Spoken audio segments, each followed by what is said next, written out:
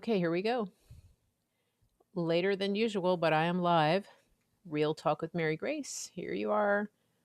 It is Wednesday night, August the 4th, 2021. Hope everybody can hear me. Looks like somebody's jumping on. I never know how quickly they get the stream going. It depends on the platform. I can see that people are coming on. Hello. Hello, everybody. When I was doing my show the other day, I made an announcement that I may be coming on late because uh, I have renovations happening at the house, and that's going to be happening in over the next couple of weeks. And keep an eye on my Telegram room to see when I'm going to be live, just because of all the changes that are happening around the house. You don't want me to be live with a hammer, not a hammer drill, with an impact driver, um, with an impact driver in the background. Trust me. Poor Barley, scared to death. He runs and hides. Uh, Somebody said they got new flooring in 2 rooms today. My project isn't going that quickly, but it is going to be done. And I'm thankful for that. How many of you have been following me since the days of my first renovation in the basement where everything went wrong and I had a contractor that cheated me? Do you guys remember that? It was a bad situation. And we got a lot done because I got a new contractor, and then I had to stop the project because I had ongoing construction for a year and a half because we had done a sunroom and an extension upstairs for my parents, and then we were doing another thing downstairs, and it was just in your face all the time.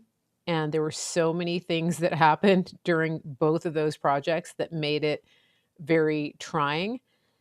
And I don't want to relive all the details, but some of you remember um, when that was happening and when I had a kitchen slash laundry room slash bathroom project that was just completely like a train wreck. and uh, and you remember the videos that I was putting up on Periscope. Well, we've come a long way from that, and we're getting things done here. But it it was a little crazy. That was before the days of Barley, before any of that, and before I had a regular show. Sometimes I would just go live, and it was just on Periscope. I wasn't multi-streaming or anything like that. And so there was a little drama around that time. Yeah, I'm glad we're past those days. I have somebody better working, so that's good. Uh, okay. Now, as you come in, please share this. Please get the word out that we're on because we're on at a different time, and hopefully people are going to be able to watch. I think a lot of people will watch the replay. This is Real Talk with Mary Grace. So if you're new here, that's what you're watching. And it is Mary Grace Media on YouTube and Facebook and Clout Hub. And then also over on Twitter, which slash Periscope, it's Real Mary Grace 1, the number 1. So you can follow over there too. I'm not active. I'm not actively posting on any of those channels except for my videos. I do post and share things into Telegram. I'm just not as prolific at writing posts as I was on Twitter.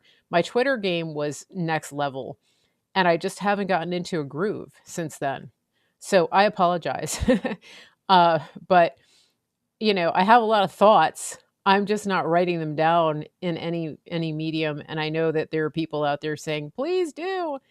And I think I need a I think I need a person to just I think I need somebody to just transcribe the talks, the words, the thoughts that come into my head. I never stop thinking. I never stop having ideas. I never stop coming up with witty ideas and quips and quotes. I don't have a medium right now to put them in. I know people are on Gab.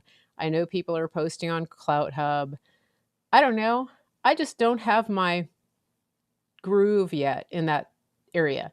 Delia is reporting in on YouTube. She is at the Seth Keshel event in Arizona. She sent me a picture. Can I show the picture? Um,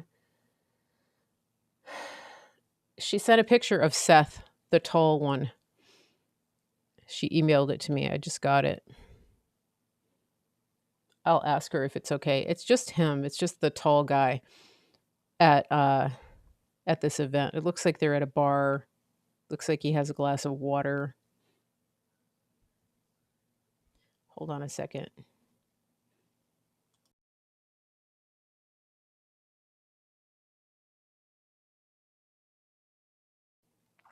Okay. Um she's there to listen to him. Yeah, I was listening to Seth Keshel today. He was in a meeting with some people going over the analysis for Virginia, and he was talking about which counties he recommends should have an audit, and he was going over his reasoning for that. And it was interesting because he said something that I wouldn't have expected, and some of you may have already heard about this or heard him talk about this, but he said that the counties that we see, um, that look like they're so obvious, that where it's just obvious fraud, he said one of the reasons that it's like that is because the Republicans in those counties are basically rhinos, and because of that, he said that's not really the most obvious place to go for an audit because you don't have any support. And so you would have a repeat of what you see happening in Maricopa County, where the so called Republicans are the ones that are making it really, really hard. The people that they're fighting, the people that Wendy Rogers is up against for the most part in her county are Republicans. And that is the most disheartening thing about this whole situation, is that you have people who are supposed to be on your side who are fighting you the most. And I thought that was a really good point that he made, because if if you're going to try to get answers, if you're going to try to get to the bottom of what happened, you don't want to go in with a disadvantage even in your own party. And his recommendation based on that logic is that he had a couple of counties that he targeted specifically, and those counties would be used as model counties, to gather statistics, or not just statistics, but to gather hard data, to make a case for future audits. That's his case. That's his logic about that, which makes sense. If you're in a county where you know there's a lot of MAGA voters, and then you see anomalies that were perpetrated most likely by rhinos and Democrats, then at least you have support. Then at least you have support for your efforts. And so I found it fascinating. And the other thing I found fascinating about what he's doing is that if you don't know who I'm talking about, you need to go to Telegram and look him up, uh, or go to the president's latest statements, because he gave Seth a shout out yesterday about the work that he's doing. He's a statistician. He's an analyst. He he made a name for, like, he made headway, actually, being a baseball statistician in college, because he wasn't actually that good at baseball, but he is really good with numbers. And so that's how he developed his expertise in this area. And then he went on to serve in the military. He's a captain, and now he's one of these people that just is really good not only at analyzing data and trends and then interpreting it. He's good at explaining it to lay people who aren't really mathematicians. And so it's worth looking at what he has. But one of the things that I think is worth noting about the work that he's doing is that what he's doing is something that anybody can do. And this is going to be my theme for the foreseeable future, because we are moving out of a place collectively, I don't know if I like to use that word because it's sort of a socialist word, but we're moving away from putting one person on a pedestal. We're moving away from relying on experts to run things. And that's a good thing. That's an important thing. And one of the things that I believe we're going to see coming out of the Seth Keshel phenomenon is that more people who are good with numbers and analysis and statistics and interpretation of data and analyzing trends are going to come forward. And that's important because obviously he's one person and he's really good at what he does, but he's only one person. And he may miss things that other people would see, for one thing. But the thing about it is everything he's doing is open source. The information that he has is from voter rolls. The information that he has is from government run websites. And that is what I want people to get because you can go to these same places that he's going to get information. And you can, if this is something that you have a tendency toward, if you have a skill in this area, if you're good at spreadsheets and data and noticing patterns and analyzing it and communicating it, then that's a lane for you. He doesn't have to be the only one doing this. He just happens to be the one right now that's in the spotlight because he's been talking about it and he's been, he got in touch with General Flynn a while back and he's just been consistently maintaining communication. He's just a guy who went in the military and who loves the country. And he's able to communicate what it is that he's seeing. That's it. And there are millions of people who are just a guy or just a lady who are out there who have these skills. And I want to emphasize that because you could be one of those people. You could be somebody in your in your community who is able to look more deeply at the granular data of statistics coming out of your own area.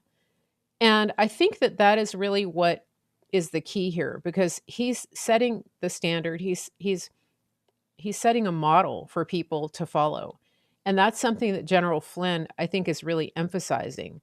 And the last thing that these people want you to do is to put them on a pedestal and to say, oh, the amazing Seth Keshel, he is, he has this amazing mind and he's communicating all this stuff. And now the president gave him a shout out. And you can tell just by his humility that he's not that person. He's not doing this for fame and fortune. And that is something that I want to talk about today on the show. But before I do that, I just need to take a breath and look at the chat because I have something that I want to talk to you about a pretty big call to action. Uh, Somebody is tagging their friend Michael on Facebook is tagging. I don't know if are you tagging somebody? Oh, um, by the way, if you're on Facebook, tag your friends and share this into groups and make sure that you're following and liking my page, Mary Grace Media. Same thing goes on Twitter. Take the link and drop it into other groups that you belong to, whether it's on Telegram or direct messages or anything like that, and let people know that I'm live. Um, Now, Millie has a comment on YouTube. She said, watching the Deep Rig has shown me they're amazing everyday people doing the job to win back the country, but they need our skills and perseverance too. Exactly. We're all part of this army, and it's your fight and mine. That's the key. And that reminds me, actually, I'm glad you brought that up, Millie, because one of the things I wanted to talk about was the movie. And right now, Right now, that movie is free. It's a documentary. I'm looking for the link. So, um, I'm going to tell you the link, but remember, don't put the complete link in the chat. You have to break it up if you write it. So you have to write out space dot space com. Okay. It's deeprigmovie dot online, and you can watch it for free. And it's important to watch.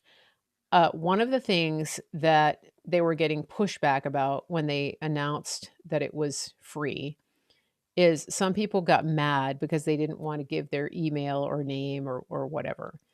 I'm just going to give you a little bit of a clue.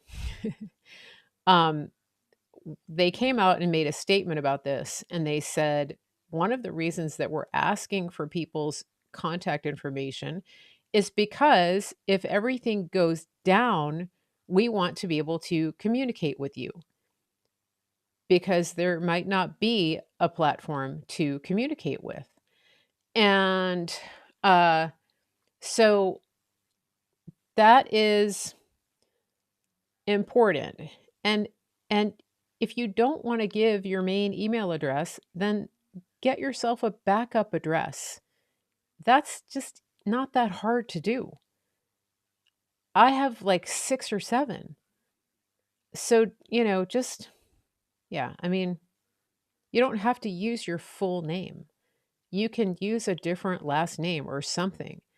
Um, and if you can make a donation, make a donation. This is something that Patrick Byrne funded out of his own pocket. Patrick Byrne has spent a lot of money for the cause of freedom, and there are things that Patrick Byrne does and has done that a lot of you will never know about, that have cost him dearly. And so, it's annoying to me when I see people griping and belly aching about something like that. Oh my gosh, they want my email address. Really? Just use a different one. Anyway, I'll move off of that topic. But deeprigmovie dot online dot online. All right. And go check it out. Make a donation, contribute to the cause. Now that brings me to what I wanted to talk about. And before I do that, I want to make sure everybody's here and I want to make sure everybody's paying attention. I don't know that we have that many people in the chat, but go find your friends, share this one more time because this is an important topic and I want to make sure people are here. And but before I move on, I want you guys to get all your chatting out because I want you to pay attention to my next topic. I'm going in teacher mode next and I want people to pay attention. So go ahead and chat amongst yourselves for just a minute to make sure that you have all of your chatting out, all your hellos, et cetera, et cetera. It doesn't look like we have anybody on Facebook. Where's the Facebook crowd?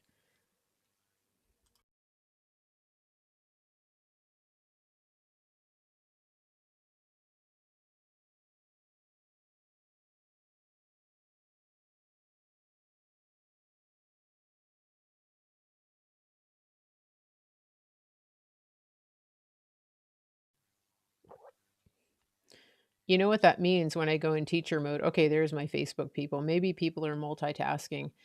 Now, this is what I want to talk about, and I'll be on until about 10 o'clock. And if you miss this part, uh, go ahead and rewind it because it's important. I've been thinking about all of the calls to action that we've been getting for months now. And one of the biggest things, one of the biggest takeaways is that people are being encouraged, and rightfully so, to get involved locally in government.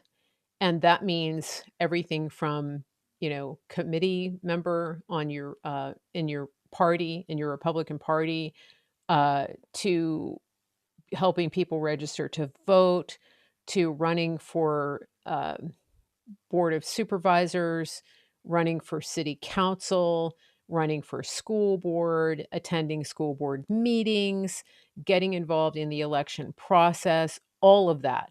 And that is something that General Flynn has emphasized to a great degree, that he's talking about, and getting people involved and excited about. And people are making headway in that area.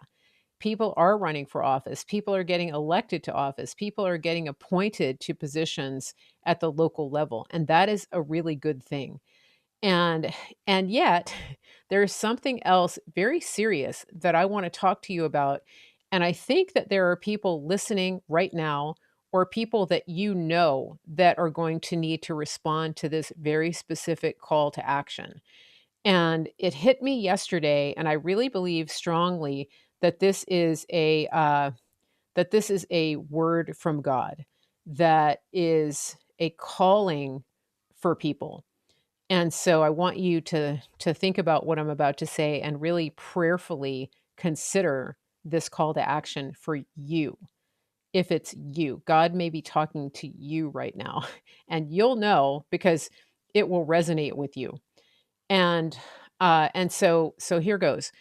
When when I was listening to one of the one of the prophetic voices, I think it was um maybe who was it? Mario Murillo, somebody, or maybe even General Flynn. I'm not saying he's a prophetic voice, but one of the leaders in our movement, talking about getting involved, and getting involved in the school board and going to school board meetings.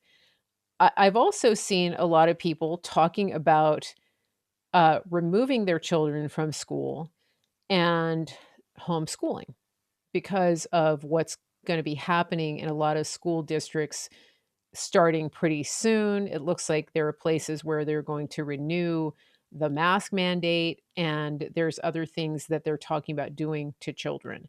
And I do see where people are talking about taking their children out and homeschooling them. And for some people, that's a choice. Everybody has to choose for their own family and for their own children what's best.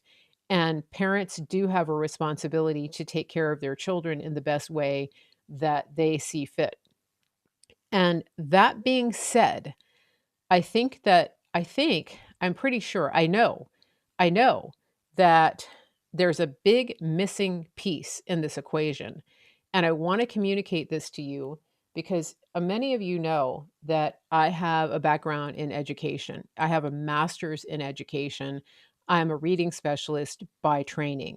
And I did that for about 12 years. I taught locally, I taught overseas, I taught as a classroom teacher, everything from kindergarten to college, and I had a great time doing it.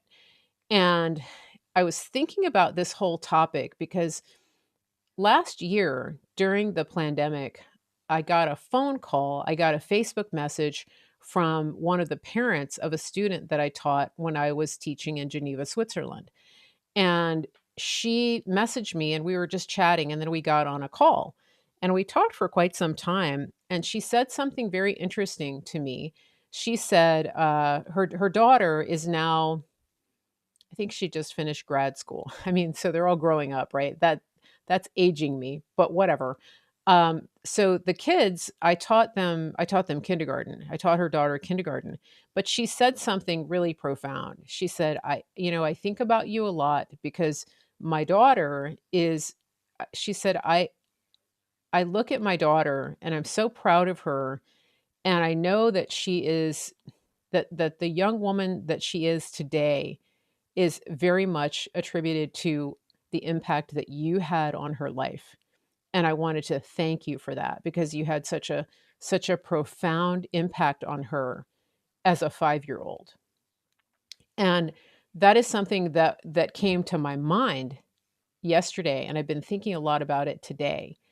And I really feel that as much as we're doing, first of all, let me preface this by saying we are at war. And the title of my broadcast today is Infiltration, Not Invasion. And the step that I believe is missing in a lot of these calls to action is a very important step. And that is, it's not enough simply to get into the school board meetings and to go to those meetings. It's time for people actually to get into the schools. And so this is what I want to talk to you about, because on the one hand, we have people who are taking their children out of school. And because of the craziness that's happening with the masks, I can't say I blame you. However, there are those of you who don't have children. Maybe you're a retired teacher. Maybe you have a degree and you are looking for God to point you in a direction. Maybe you're actually waiting for a call to the mission field. And the word that I have for you is that the mission field is right here in America, and it's called school. And there are so many ways for you to bring the presence of God and the true patriotism and the values uh, that we are missing in the schools. And how is that? What does that look like? How should you do it? Well, I want to explain it to you. First of all, I think a lot of you need to become teachers. And you're probably listening to me right now and going, "What? I'm retired. What? I'm an empty nester. Are you kidding me? No, I'm not going to do that. I'm not going to go back to school. That's not going to work," et cetera, et cetera. But just hear me out. And I really believe that this is a word from the Lord. So if you're one of those people resisting it, maybe just listen.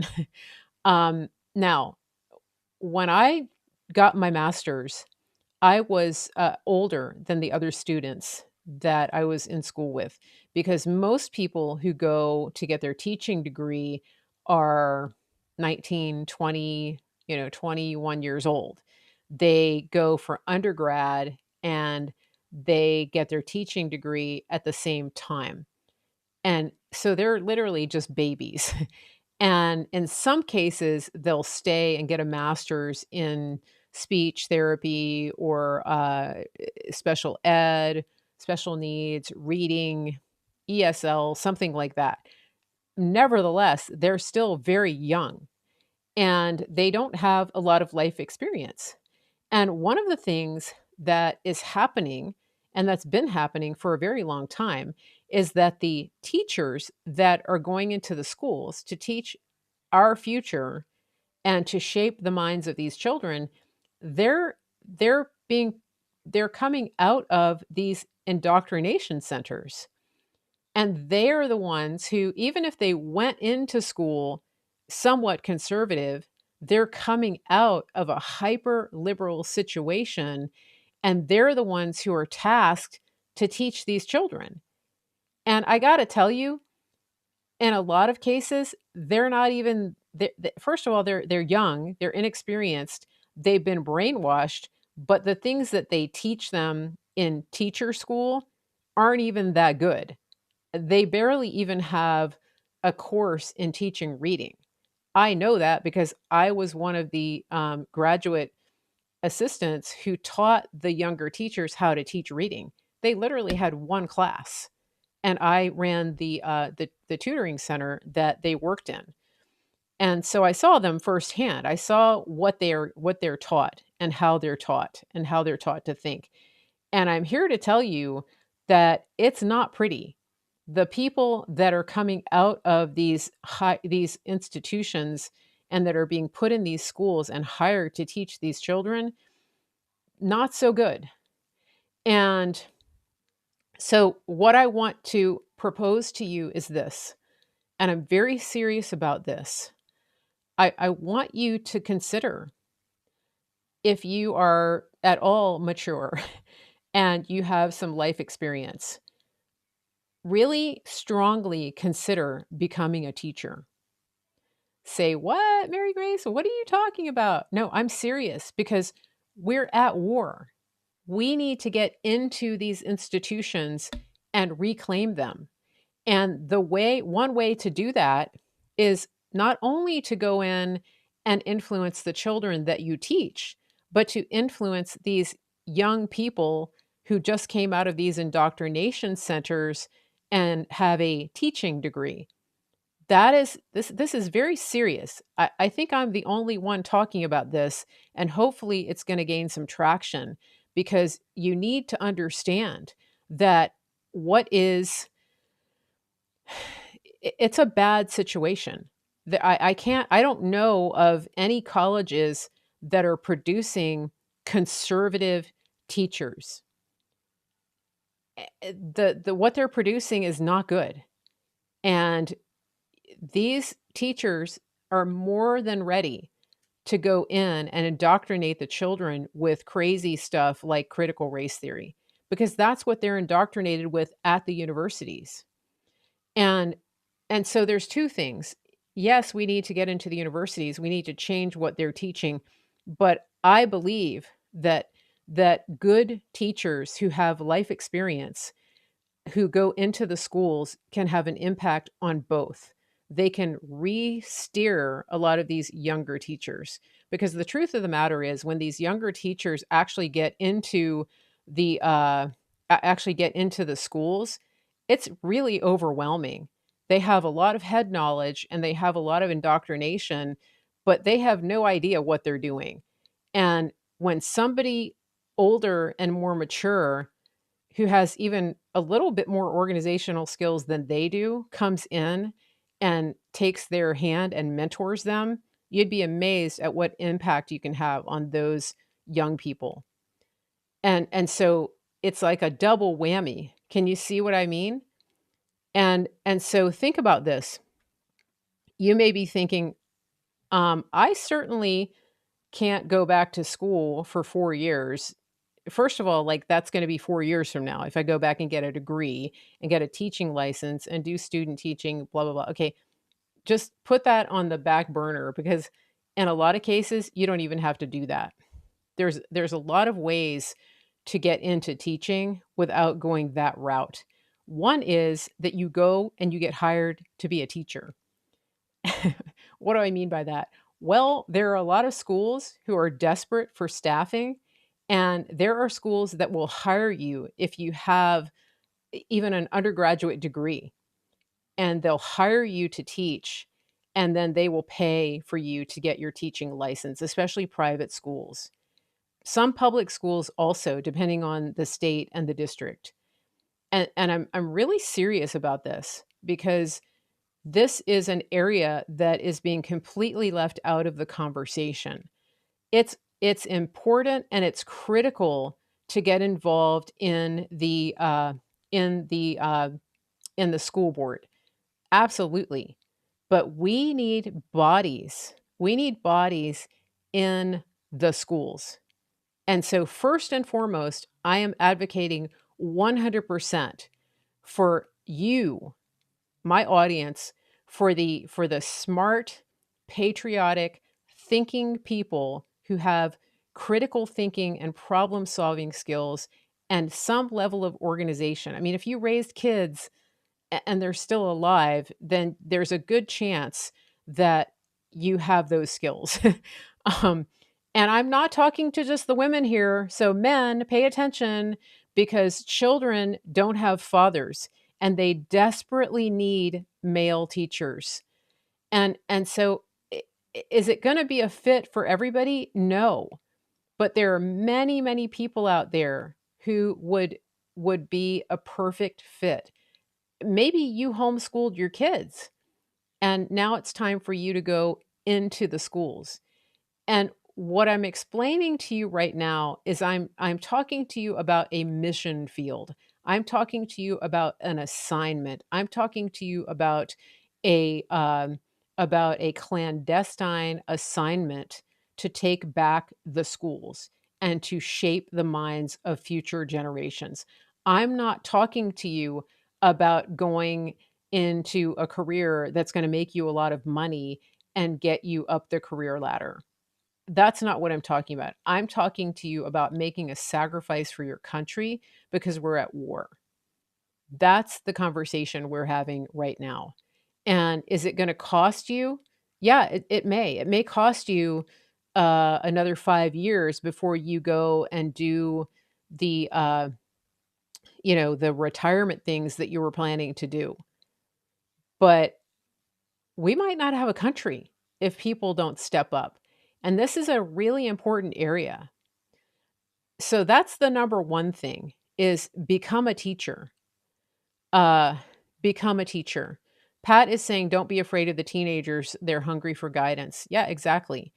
And it's one of the things that when I was a teacher, I I learned a lot from my mentors, but one of the things that I brought to the table that my students loved is I was just genuine. I treated them like real people. I was very firm. I was very organized. I told them what I expected and I followed through on it. You don't have to be like a razzle dazzle, razzmatazz. Sometimes you look at elementary school teachers, kindergarten teachers, and they're so bubbly and they have this persona and they everything is so Pinteresty, and it doesn't have to be that way. I'm here to tell you it doesn't. If you value kids as people and you can talk to them and maintain their attention and you have some organizational skills and you know how to teach kids how to write their ABCs, um, you're really far ahead of a lot of people that are teachers right now. That's all. I'm just saying. And if you're good at color coding, that's even better. And I can even give you some pointers. But I'm really serious about this because we have to take back the schools. Now, you may not be in a position right now where this is even fathomable for you. What are some other ways that you can get into the school? One is that you can volunteer. A lot of schools have after school reading programs, and they're always looking for tutors.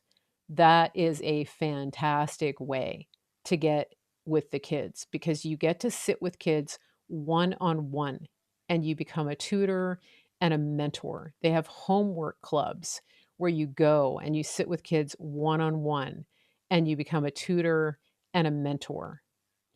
That's an amazing way to get connected and to get into the school. Another one is actually to become an aide, a classroom aide. Another way is to become a school bus driver. I had a friend in college and his mom, I met his family. He was from a Mennonite family, and they had, I think, 3 boys in the family. Well, one of her sons was being bullied on the school bus, and she went to, the administration. She tried to get the administration to solve the problem, and it just wasn't changing, and she did what any good mom would do to solve the problem. She went and learned how to drive the school bus, and she became the bus driver for her children's route. And she drove her kids to school for their entire school. So for 15 years, however many years her kids were in school, she just drove their school bus and moved up with them through all of the um, through all of the grades. And that's how she kept bullying how kept her kids from being bullied. But she was a mom to all the kids on the bus. And that was a tremendous thing. She was literally there when her kids got on the bus, and she was there when they got off because they were the last stop because they took the bus home. And that is something that I think is a way that you can do it. Coaching is another one. Become a coach and get involved with kids. My point here is, especially when it comes to the schools, let's not let's not make the mistake that we made for all of these years of completely leaving the schools to the Marxist. That's why the schools and the education system are like they are uh, now, because the Christians removed themselves and they refused to take a stand for what was right. And now we see that happening again where people are pulling their kids out of the government schools. Until we have a different system where the government isn't running the schools, it's important that we, the people, take back the education. And we can't do that by every single person pulling their kids out. And there are people who can't homeschool. And there are people who are very distressed about this, who are just trying to make a living. Um, that And I'm serious about this. The inflation that's happening right now for a lot of people is causing them to have to work even more hours. A lot of places are understaffed. And so you have parents who are pretty distressed about what's happening and what they're facing with their kids going back to school, but they're helpless to do anything about it right now. And so they need you. These parents need you to stand in the gap. They need you to step up and to do what they can't do, which is to get into the schools and be that person for their children that they can't be. Are you guys tracking with me? This is this is important. This is a really big deal.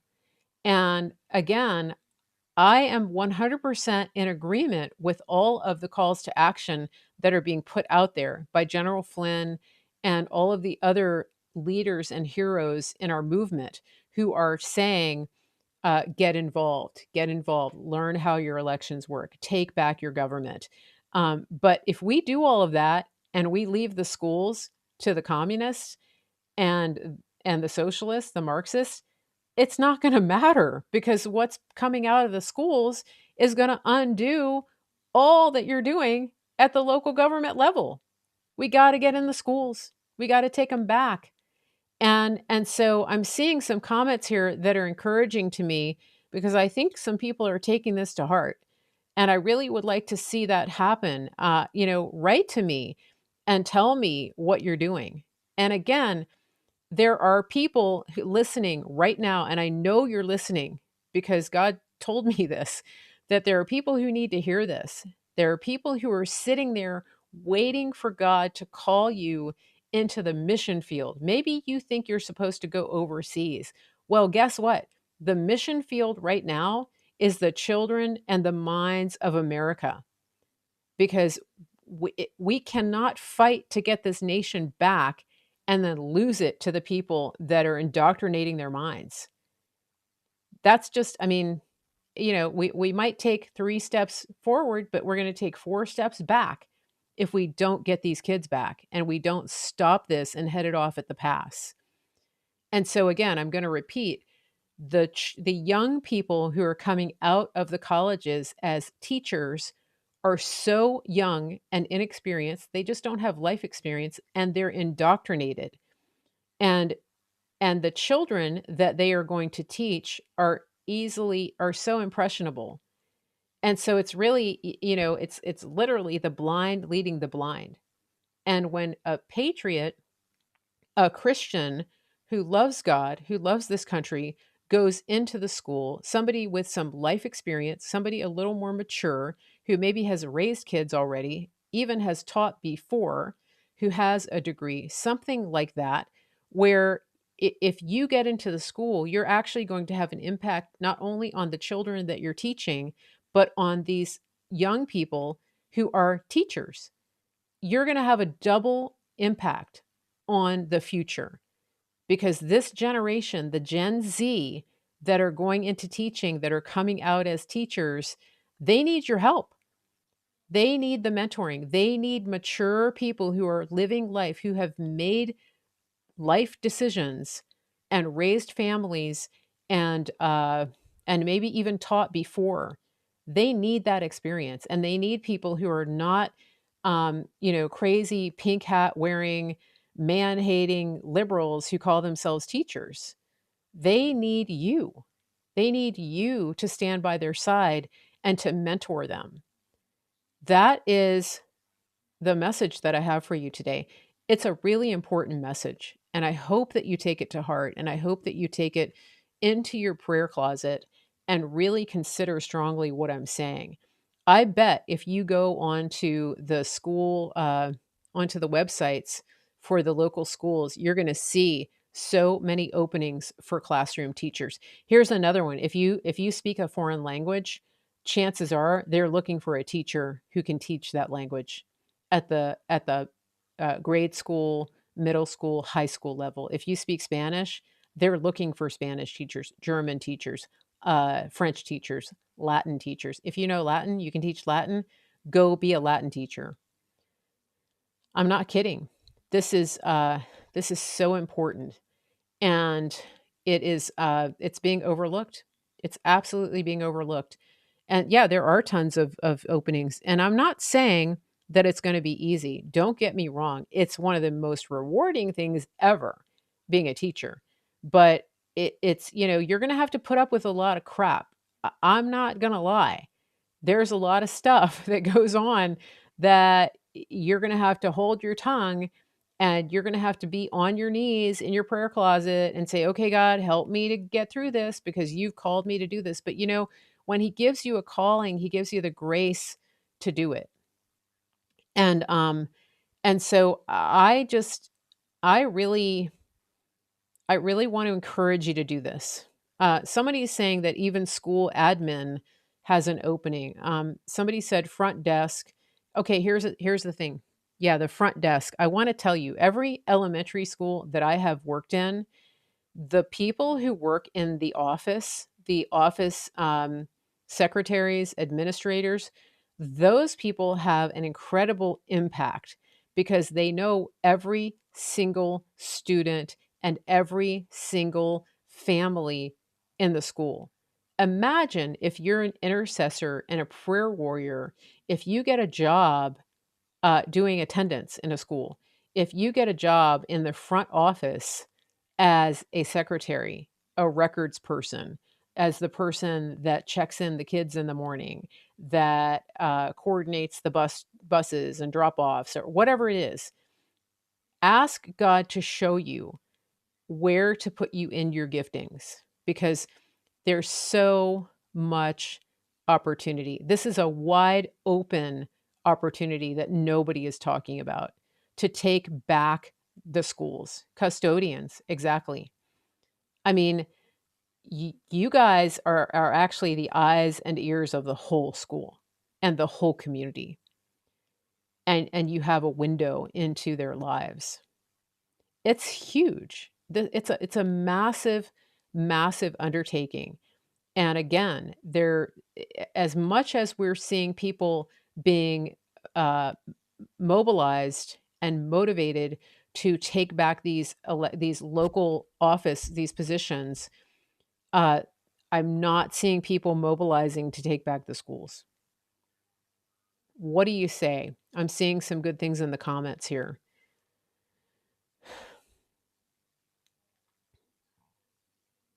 Custodians have a lot of wonderful relationships with kids, yard duty people too. Exactly. Yeah, they do.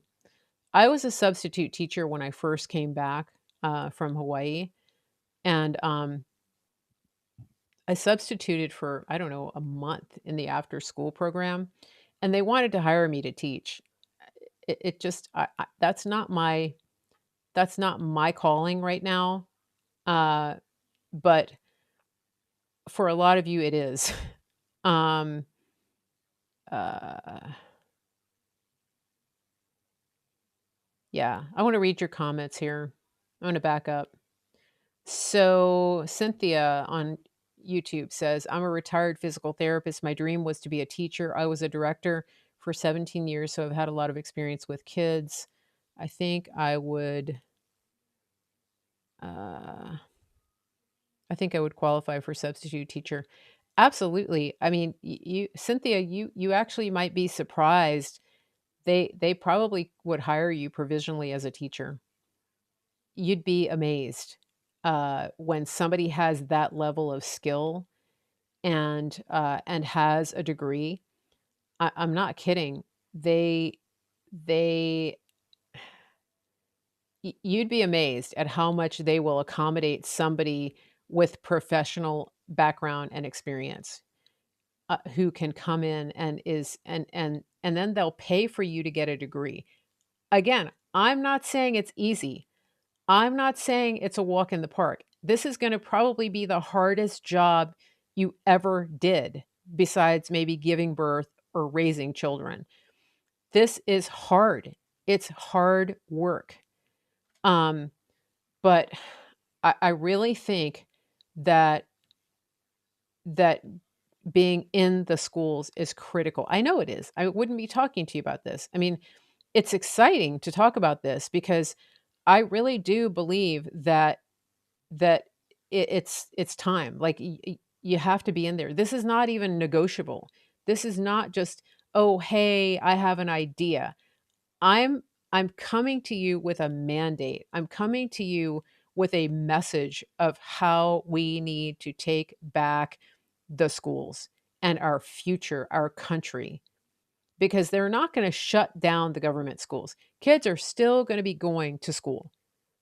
And if we all pull out of the schools and you take all of your children out and you boycott the schools, then you are leaving your future and my future to Marxist indoctrination. Is that a good strategy? I ask you. What do you think?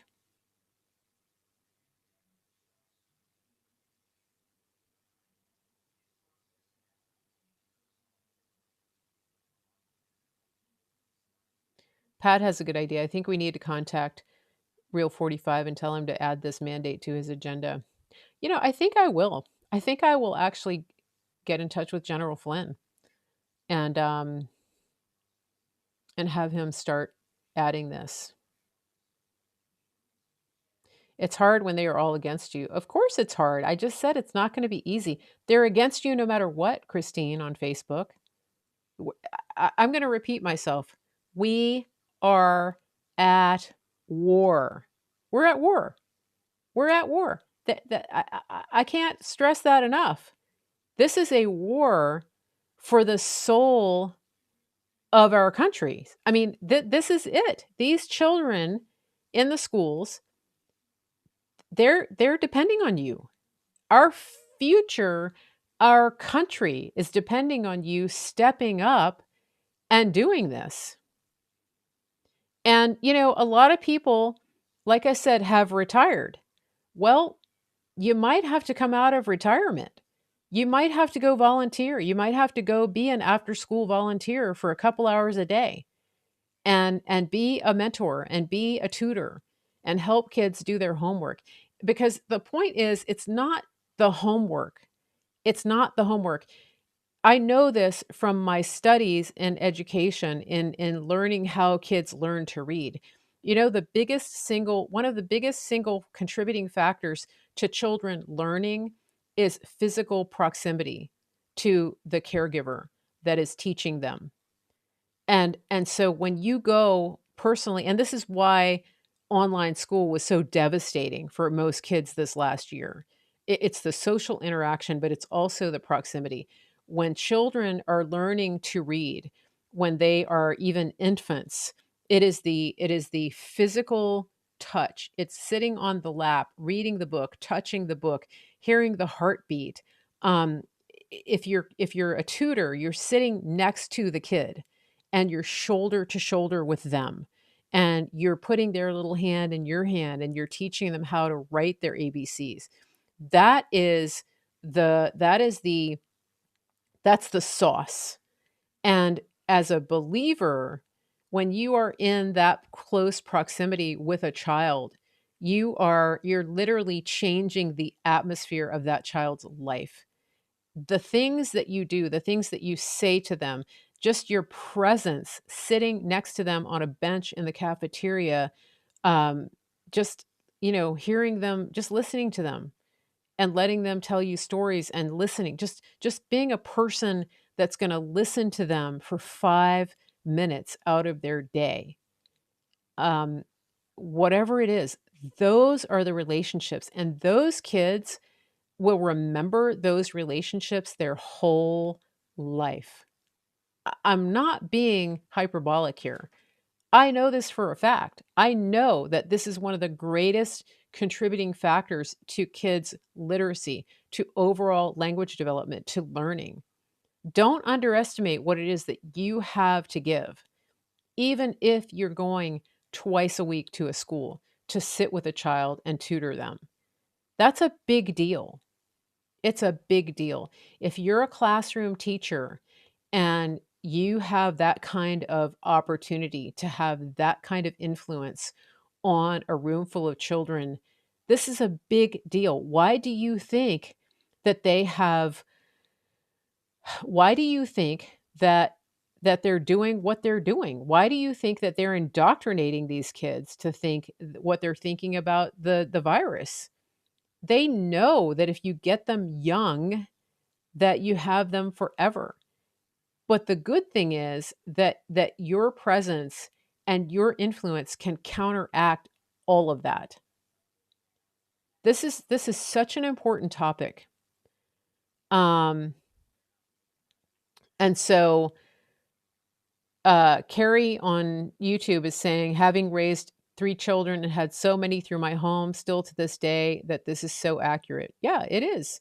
It's absolutely. And so, the question is, who is going to answer the call? I want emails. I want messages from people telling me, hey, this is what I'm doing to take action.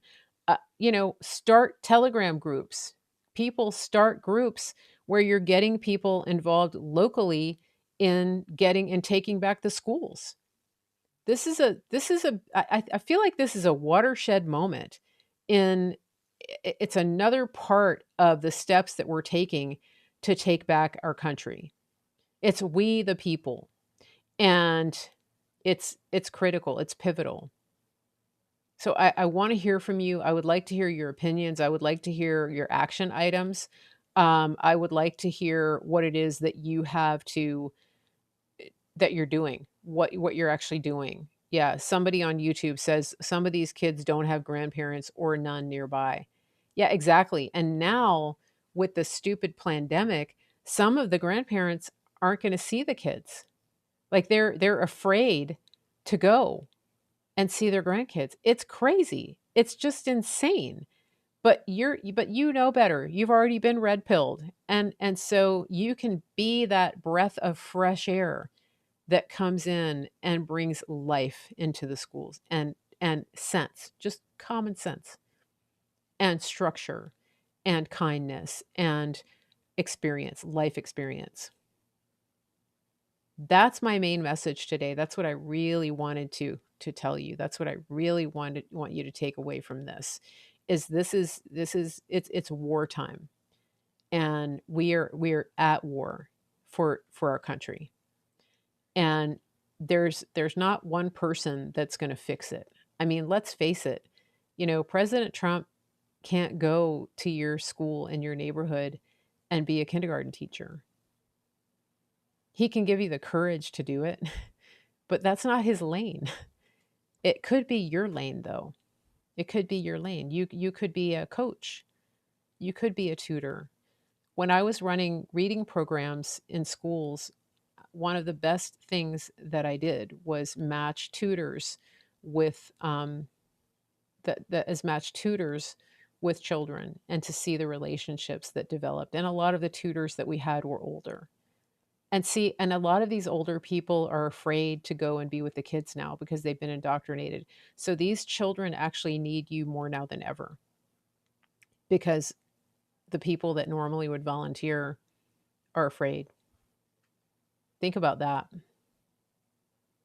There's so many opportunities, but I'm serious about the teaching thing. I'm serious about becoming a teacher, guys. This is big. It's a big deal.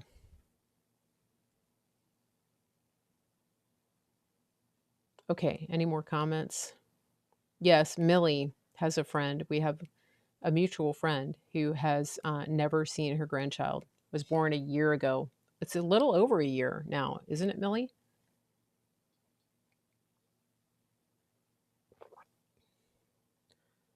Um, Great message. However, it looks like you will have to get the Jabberwocky to do this. Depends. Not if we fight it. That could be the first step. Yeah. Uh, yep. It's different if you do something that you want to versus have to. There's no fear of losing a job, even for financial support. I don't need the income being retired, so it's a different mindset. Exactly. Yeah. And that's the key. So remember, what I'm telling you right now is if you need a job, go get a job. I mean, and if you want to, if you can do it as a teacher, then great, go be a teacher. Not every state is going to, and not every district is going to require the jab. Okay, there are also resources to get people religious exemptions for this. So right now, let me just say this: any excuse that you give right now is an excuse. It's literally like saying, I know that we're in danger of losing our country, but I might have to fight the government people about getting the jab. And so this is a great idea, but it's not going to work. It's a great idea, but we're going to lose our. It's not worth it. We can't fight it. Our country is lost. That's literally what you're saying, right? I mean, imagine our boys at Normandy saying, "Yeah, that beach is just too the sand is too soft, the rocks are too wet, they're shooting bullets at us. We might die. You might die trying to liberate the world from fascism, from Nazism." So, I mean, it's a nice idea, bringing those landing craft up on the beach, but too hard. Too many problems, too many potential pitfalls.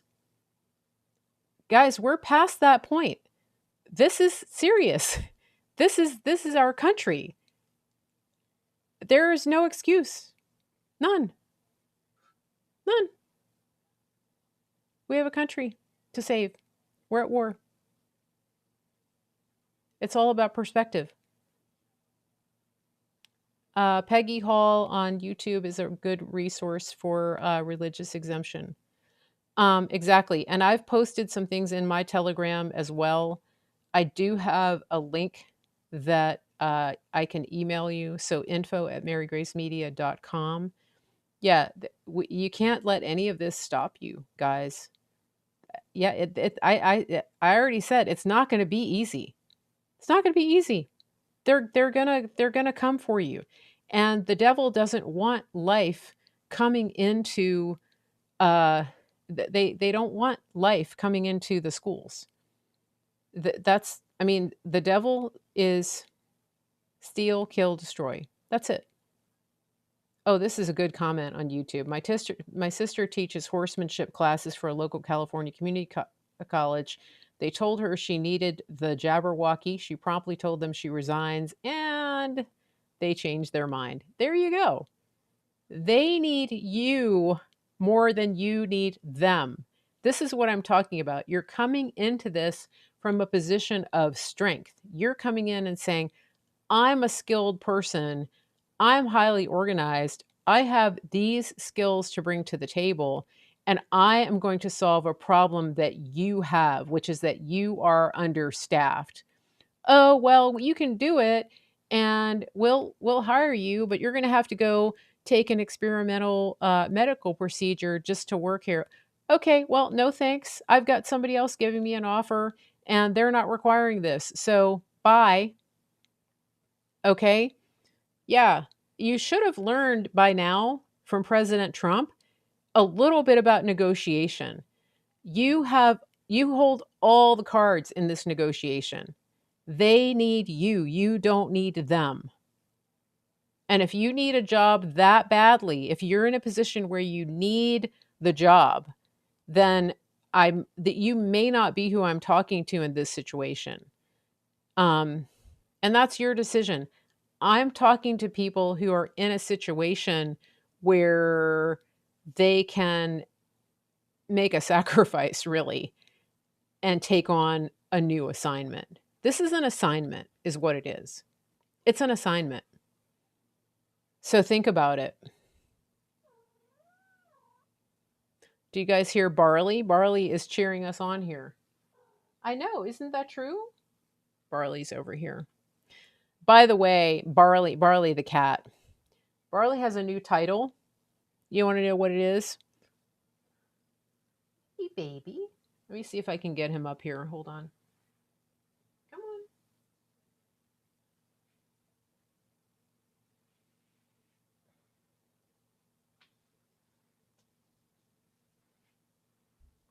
He's on his little tree thing. Come here. Come on. Come on. I don't know if you guys can see him. Yeah, Barley George is here. Come on. Come on. Can you see him? Oh, he's trying to get to my water. He's right there.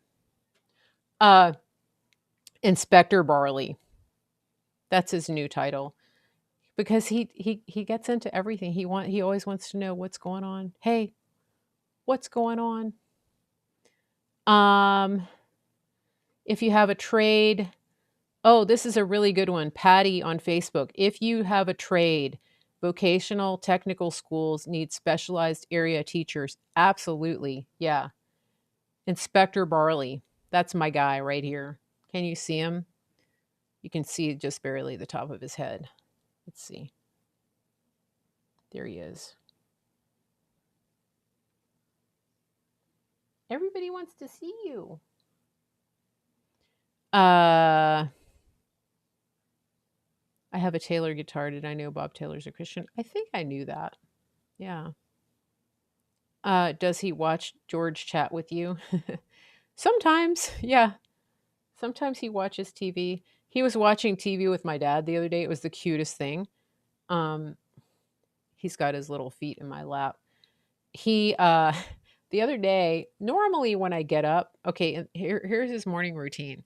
In the mornings, he goes and has breakfast with my dad. He has first and second breakfast with my dad because they get up early. And he goes in the bathroom with him and climbs in the sink and basically just sort of, makes his presence known. And then and I can hear him, meowing and making noise. So he gets first and second breakfast. And then when he hears me get up, he comes running into the kitchen, into my kitchen in my apartment, and has like third breakfast. That's normally what he does. And the other day though, I got up and I didn't hear him. I heard voices in the other room upstairs and I realized it was the TV and my dad was watching TV, which is kind of early. He doesn't usually watch TV during the daytime. Um, but I went up there and I thought, where is Barley? I wonder if he got out because he's been getting out some, and that's a whole nother story. But let me show you what I came upon. This is the funniest thing. So I yeah, he is part hobbit. I'm talking about you. So I went upstairs and this is what I came across. Look at these two.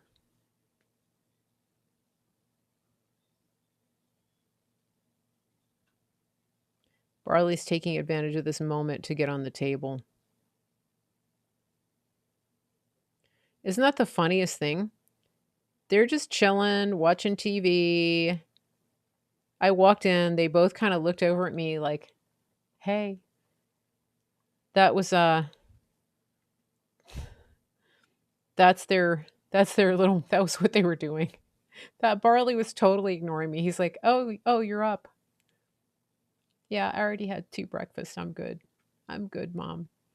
Now he's got his whole head in my water cup. He's right here on the desk. I'm just going to leave him. He takes advantage. He's right here. You want to see him? Look. Barley. Yeah, there he is. totally taking advantage. It's like a man. I understand a little bit now what Amanda Grace goes through. I have only have one animal. Um, yeah, it was pretty adorable, the two of them watching TV. But that's where Barley sits when I'm not here. I come home sometimes and those two are sitting there like that. He has his head in the cup. Here, I'll take a picture.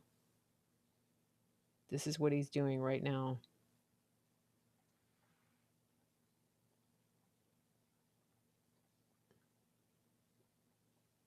This is what we go through right this minute. This is in real time. That's what he's doing. That's really why he climbed up here to see me. That's what I'm dealing with. And now he's dripping water all over the desk. And he just shook his head like a dog.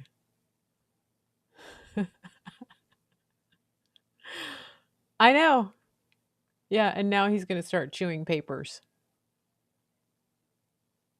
You want to see another picture? Okay, we'll do a video this time. Barley George.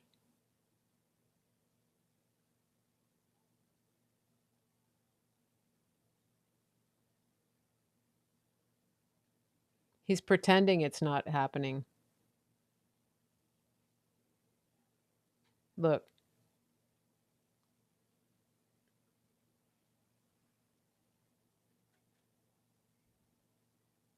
That's him. He's so big. He's taking up the whole desk right here beside me. That's Barley George. Inspector Barley. Yeah. So that's our little break. He's huge. He's massive. He gets up on the table and he takes the whole table. When he's had a middle name for a long time. One of my friends gave him that name. It's perfect, isn't it? But he just got dubbed Inspector Barley a few days ago because yeah, he's just curious. He wants to see what's going on all the time. You know, hey, what's going on? Hey, what are you doing here? Let me inspect that. Oh, no, you better do it this way. That's Barley. I'm losing half the audience here. The non-cat people have left the room. They're like, "Really? She's talking about her cat?" She goes from talking about this serious topic about teaching to the cat. Well, he did come up to say hello, but it really was just to get the water. It was all that cuddling was just like a ruse to get up on the desk to get his head in the water cup. That's what that was all about. So, yeah. Yeah, he's looking at me like, "It worked. I did it. I fooled you." You didn't really fool me because I knew what you were doing. He thinks he's getting away with it too. Yep. Okay. Any more comments? Any more questions? I'm going a little bit long tonight. For those of you who just got here for the show, um, for those of you who just got here, I'm going to be on tomorrow night evening again because I have work. I have contractors that are working in the early evening, and it's not going to work for me to be live with power tools going on in the background. Um, so I just want to make sure everybody got that. And you're watching Mary Grace Media, Real Talk with Mary Grace, and you can follow me on YouTube and Facebook and Clout Hub and on Twitter, Real Mary Grace 1. I was thinking of my old channel, the one that got deleted that they never gave back. And so just make sure you're following me. You're a cat person who has to get up at 5 a.m. Wow, that's early. All right. So I'll be back tomorrow. Everybody say goodnight to Barley George. He's right there. And I will be back on. And I hope everybody has had a good show. I do expect people to write to me, info@marygracemedia.com.